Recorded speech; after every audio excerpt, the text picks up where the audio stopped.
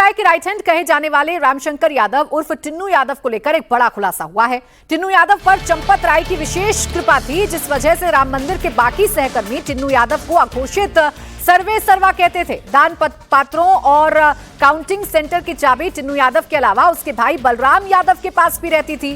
राम मंदिर में काम करने वाले नाम ना बताने पर इंडिया टीवी से उसने कहा है कि चंपत राय ने 2 लोगों को पूरी छूट दे रखी थी, जिसमें एक अनिल मिश्रा थे और दूसरा टिन्नू यादव। टिन्नू ने अपनी फैमिली के 5 लोगों को मंदिर में नौकरी पर रखा था, जिसमें उसका सगा भाई बलराम यादव, भतीजा मनीष यादव, बहन और दूसरे रिश्तेदार शामिल हैं। टिन्नू की केवल मंदिर में ही नहीं बल्कि रामनगरी में भी एक पैरेलल सिस्टम चलाता था, जिसके सामने अयोध्या का प्रशासन भी नतमस्तक रहता था।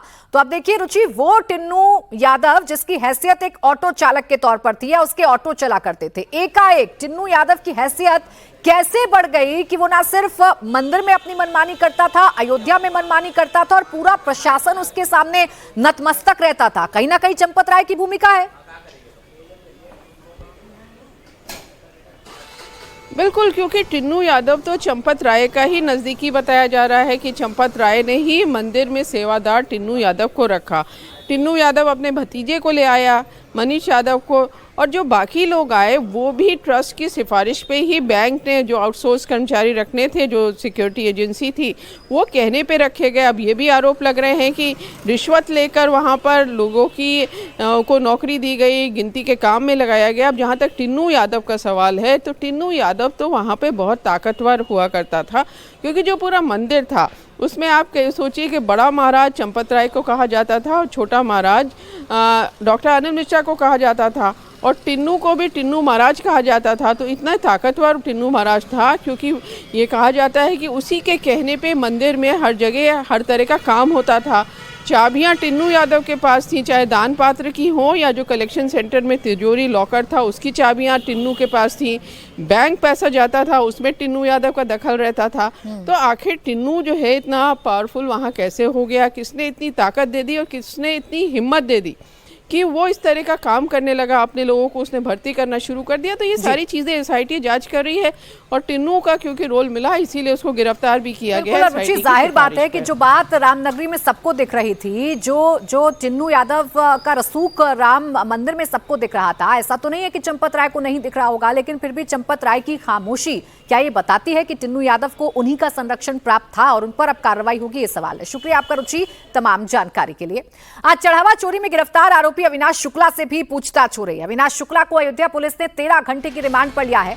थोड़ी देर पहले अविनाश का मेडिकल कराया गया है। इसके बाद पुलिस उसे कौशलपुरी की तरफ लेकर निकली थी और अब खबर है कि पुलिस अविनाश को प्रतापगढ़ लेकर जा रही है, जहां का वो रहने वाला है। अयोध्या में अविनाश जिस योग सेंटर में रहता था, वहां से 5 जून को पुलिस ने 5 लाख रुपए कैश बरामद किए थे।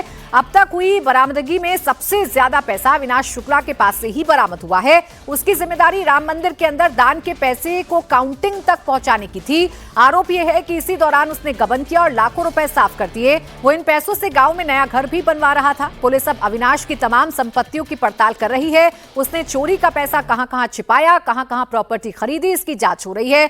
यही वजह है कि आज उसे 13 घंटे की रिमांड पर लिया गया है, क्योंकि यही अविनाश शुक्ला है जिसके पास से सबसे ज्यादा 20 लाख रुपए कैश बरामद किया गया है।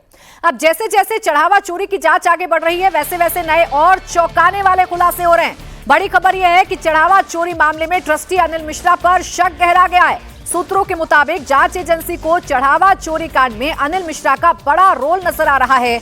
एसआईटी के सूत्रों का कहना है कि महाकुंभ के दौरान राम मंदिर में बहुत ज्यादा चढ़ावा आया था। पूरे चढ़ावे की काउंटिंग एक दिन में नहीं हो पाती थी। बोरों में चढ़ावा बांधकर बिना गिने रखा जाता था। उस दौरान बड़े पैमाने पर हेराफेरी हुई है और शक के घेरे में अनिल मिश्रा है। एसआईटी एक एक कड़ी जोड़ रही है। इस मामले में अब तक 150 से ज्यादा लोगों से पूछताछ हो चुकी है। इनमें से ज्यादातर ने चंपत राय, अनिल मिश्रा और गोपाल राव के नाम लिए हैं। अनिल मिश्रा चंपत राय के बेहद भरोसेमंद आदमी है। वहीं आरोपी टिन्नू यादव चंपत राय का खास है। इसी मामले में पकड़ा गया आरोपी मनीष यादव टिन्नू यादव का भतीजा है। इसके अलावा सुभाष श्रीवास्तव भी चंपत राय का करीबी है। बाकी 5 आरोपी आउटसोर्स कर्मचारी हैं। बताया जा रहा है कि इनमें से ज्यादातर अनिल मिश्रा और चंपत राय के सिफारिशी हैं। इसमें भी अनिल मिश्रा के सिफारिशी ज्यादा हैं। आरोप तो यह भी है कि चढ़ावे की काउंटिंग में लगाने के लिए इन लोगों से बाकायदा रिश्वत भी ली गई थी। अब सवाल यह उठता है कि गोपाल राव, अनिल मिश्रा और चंपत राय का होगा क्या? चंपत राय और अनिल मिश्रा अपने पद से इस्तीफा दे चुके हैं। 6 जुलाई को ट्रस्ट की मीटिंग है जिसमें उनके इस्तीफे पर फैसला हो सकता है। लेकिन सवाल यह है कि क्या चंपत राय और अनिल मिश्रा की राम मंदिर ट्रस्ट से छुट्टी भी होगी? नियम क्या कहते हैं, आइए वो भी समझ लीजिए।